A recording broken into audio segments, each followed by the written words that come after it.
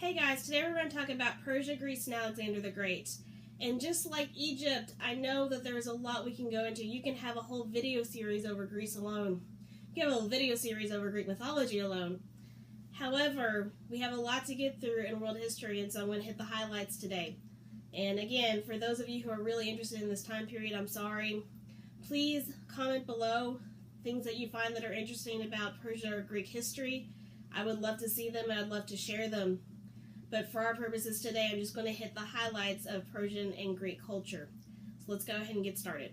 Let's start with the Persians. Persian Empire was founded by Cyrus the Great, who technically founded the Achaemenid Empire, but the Persian Empire is unique that instead of being a long Persian Empire, we have several different empires in Persia, but they all share similar characteristics, and so we just call them the Persian Empire. Let's have a look at some of those characteristics.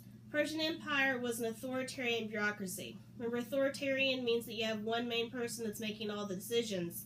A bureaucracy is like government and business had a baby. It's a very top-down approach to government, where the top, gives the command, gives the order, and has different levels of government follow it out until the bottom. In reverse, that you have events going on at the bottom and they report up to the top. That's a bureaucracy. Another characteristic is that the Persians were very tolerant of other religions and cultures. So, for example, when they conquer a country, they let them keep their government, their religion, as long as they pledged loyalty to the Persian government. Then they can keep worshiping whoever they want and basically keep their government structure. The Persians had an extensive road system, which we'll see again with the Romans. And this is very important in an empire because it's a lot easier to control your empire if you can travel through it easily. Another characteristic is trade, and we see this with all of our major empires, that they're trading with each other, especially along the Silk Road. We do have a class system in Persia. Of free people, our class system is that in the top we have, government officials, religious officials, and then military officials. In the lower classes, we have artisans, merchants, civil service people, workers.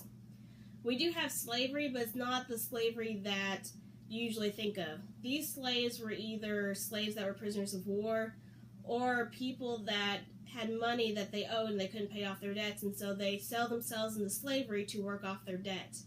And so even though we have slavery in Persia, you can work your way out of slavery, which is very unique and something that we will not see in the Greek culture. We can thank the Persians for a lot of the foods that we use today. So, for example, peas, onions, lentils, dates, apples all originated from Persia.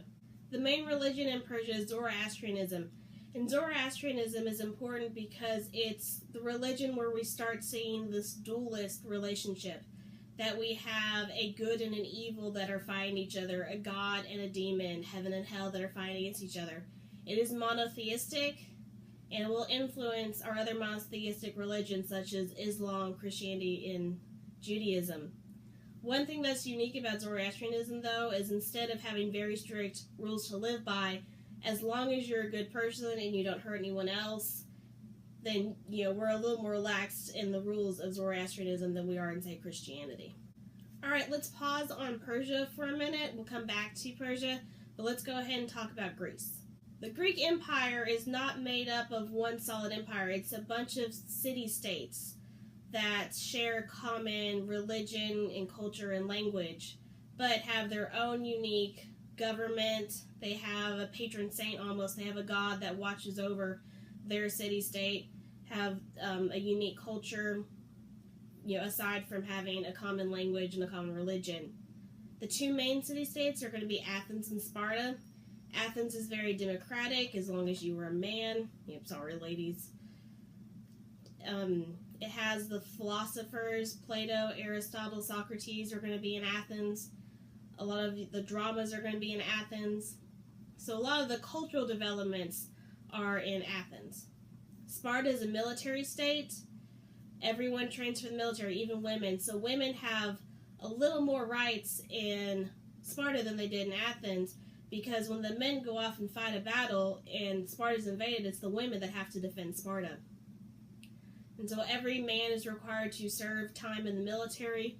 They're trained from a very young age. Again, it's all focused on the military in Sparta. Let's go over some characteristics for all of the Greek city-states.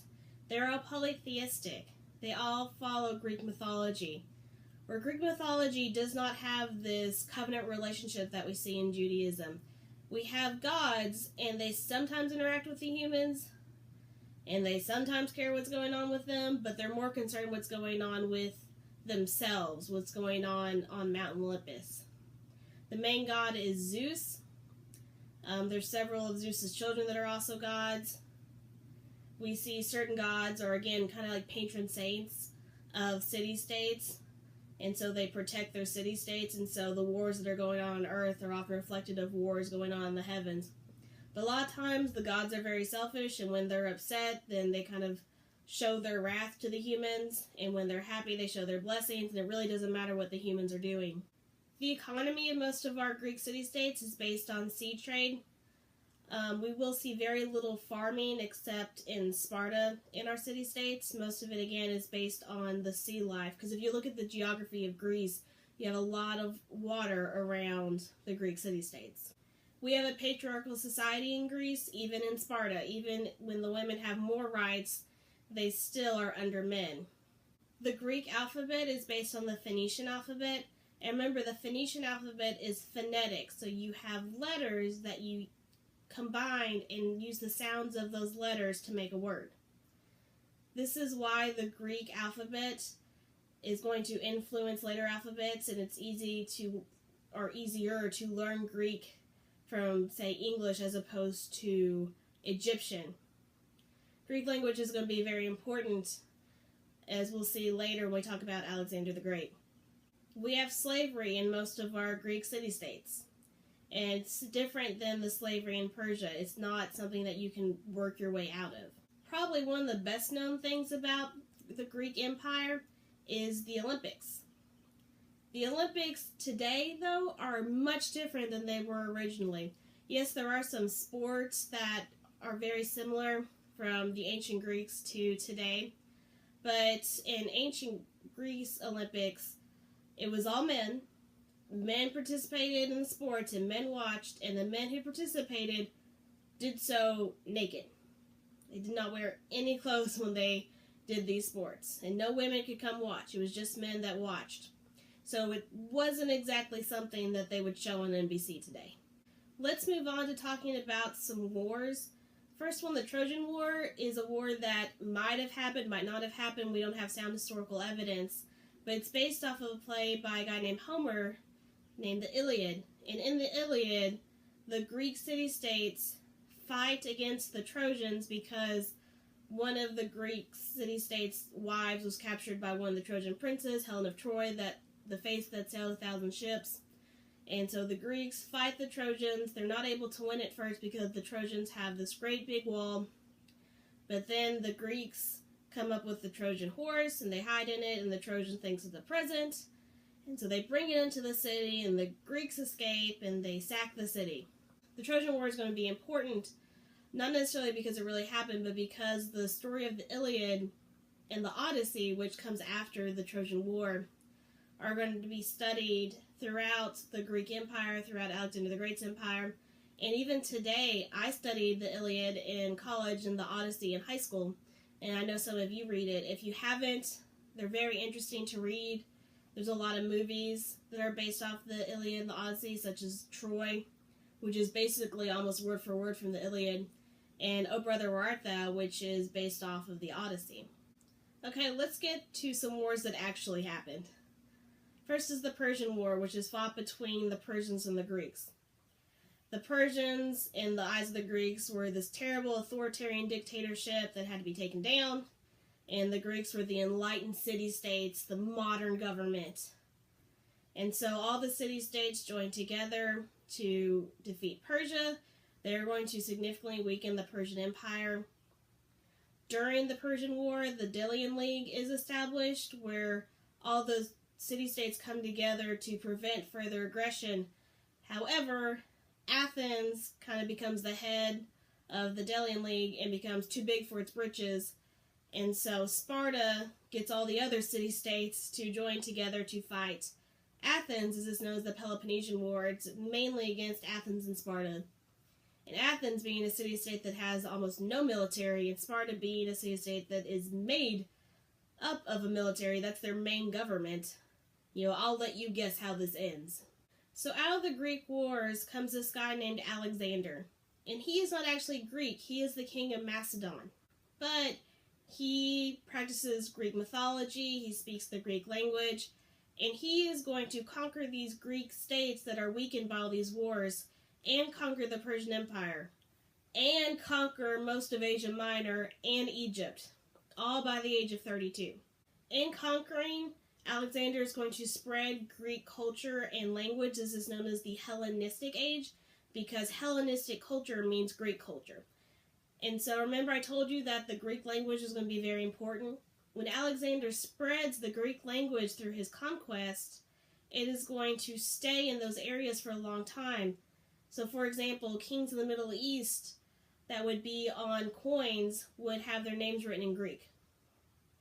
The Bible was written in Greek because that was the academic language of the time, even though we were under the Romans. The library at Alexandria is going to be filled with Greek culture and Greek studies. And those of us who love libraries, love reading, love history, are still saddened today that was burned down by the Romans. It is through the Greek language that scholars are going to be able to decipher ancient hieroglyphics. There's this stone called the Rosetta Stone that Napoleon's army will find in Egypt that has Greek on one side and Egyptian on the other, and they're able to use the Rosetta Stone to translate the Egyptian hieroglyphics and have more access to knowledge of the ancient world. That's why the program Rosetta Stone that you might have heard of to help you learn a foreign language is called that. It's based off of the Rosetta Stone that helped scholars translate Egyptian hieroglyphics to the Greek language. And because the Greek language was so prominent in history and so prominent in historical documents, scholars already knew how to read Greek. So Alexander the Great is going to die at the ripe old age of 32 by a fever. We can't all die in a heroic, great way. Life is life. So after Alexander dies, his empire is split in three, because even though Alexander was really good at conquering, he wasn't exactly good at ruling an empire. So his empire is split by his generals into three different states, and they're known as the Hellenistic states. Alexander is going to be responsible for the destruction of the Persian Empire as we know it. The Great Persian Empire is really going to be the end of the destruction of the Greek city-states. Is going to influence a lot of the known world at that time through spreading Greek culture, and is going to be admired by generals for generations and decades and centuries to come. Again, I'm going to link some videos down below about Persia and Greece if you're interested in looking. If you have anything that you would like to leave for us to look at, please leave it in the comments below. Next time we are going to talk about Rome, so I'll see you then.